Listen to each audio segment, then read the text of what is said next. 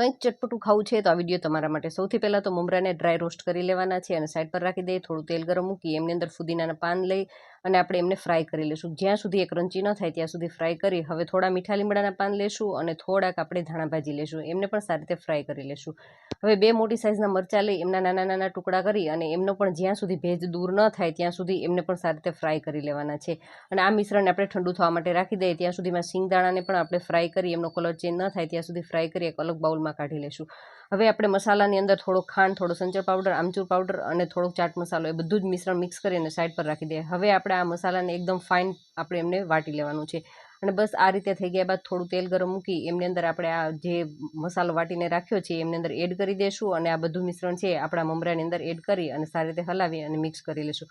હવે તૈયાર કરેલો મસાલો છે એ પણ એડ કરી થોડી સેવ અને આપણે તળેલા બીજ એડ કરી દઈશું એટલે આપણે પાણીપુરી ફ્લેવરના મમરા તૈયાર। Thank you for watching this videos.